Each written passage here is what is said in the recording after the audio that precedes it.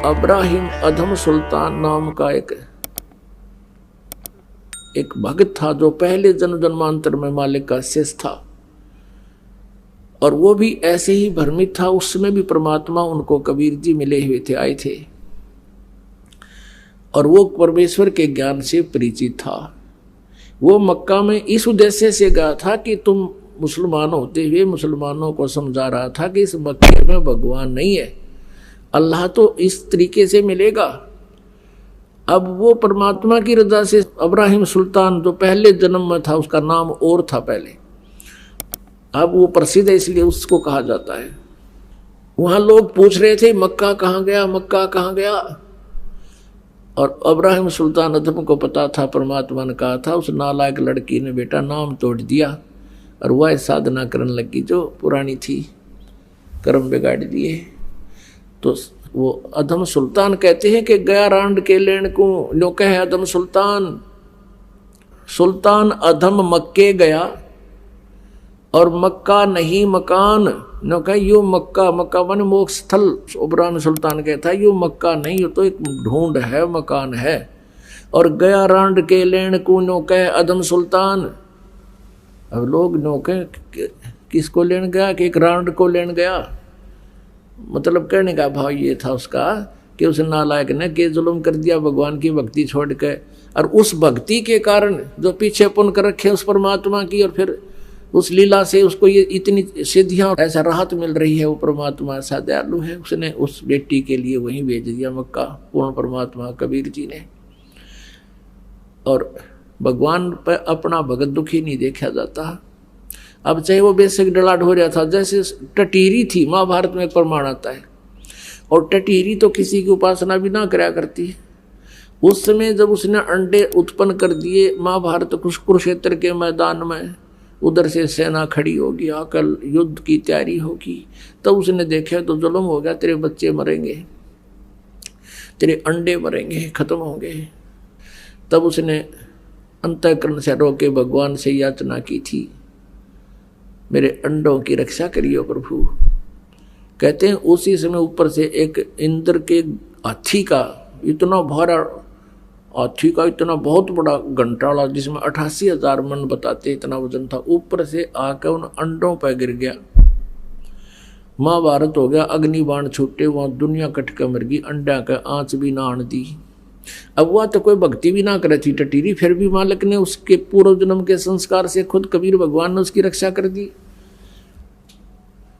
अब यही स्थिति थी राबिया की थी कि काल तो चाहता है ये नास्तिक हो जाए, और भगवान चाहते हैं कि इनमें मालिक की चाह बनी रहे। और जब ये कलयुग का ये समय आवे, इस समय है अब सबको पार करने का। यहाँ तक इस भक्ति को, परमात्मा में आस्था को बनाए रखना था हमारे हृदय में।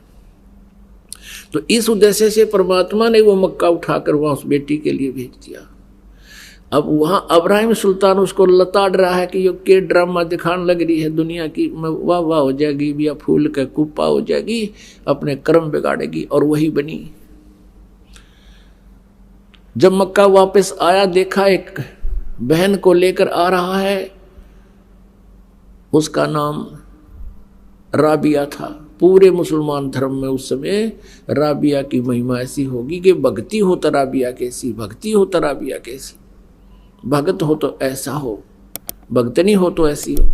अब पुण्यात्मा आगे के बने उसके साथ, अगले जन्म में वो बंसुरी नाम की एक लड़की बनी, और वो इतनी भक्तमती थी, इतने फिर भी आस्था मालिक की उसके हृदय में थी। जब वो वृद्ध अवस्था में आई, उसने सोचा, यूं कहते हैं जो मक्के में मृत्यु को प्राप्त हो जाता है, भगवान प्राप्ति होती है, सीधा स्वर्ग जाता है, भिष्ट में जाता है।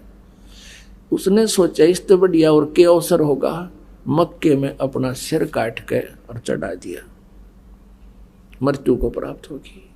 अब सब जगह यूं हो गया कि बंसुरी गई स्वर्ग में, बंसुरी सिद्धि गई स्वर्ग में, बंसुरी सिद्धि गई स्वर्ग में। अब स्वर्ग में कहाँ जाना था, अगला जन्म फिर उसका लड़की का हो गया, वो वैश्या बन गई। एक जीवन वैश्या का व्यतीत किया, और फिर उस परमात्मा की 4 साल की भक्ति, एक सत साधना करने से उसको ये मनुष्य जन्म और मिल गए। 2.5 जन्म और मिल गए इसको। अब उसका मनुष्य का जीवन केवल 12 वर्ष की आयु का शेष था, फिर उसका कई युगों तक मनुष्य जीवन शेष नहीं था। वो फिर शेख तकी के घर पे लड़की के रूप में जन्म था उसी लड़की का। और पुण्यात्मा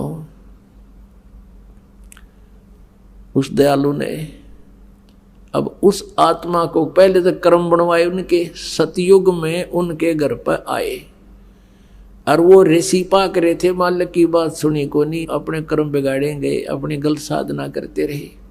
फिर त्रेता में फिर परमात्मा उनका उसी रूप में आए, उनसे फिर कर्म बनवाए, मालिक की सेवा करी, बचपन रूप धारण करा लिया शिशु रूप, और फिर वो एक रामानंद बन गया, एक या कमाली डके खाती अंडे है।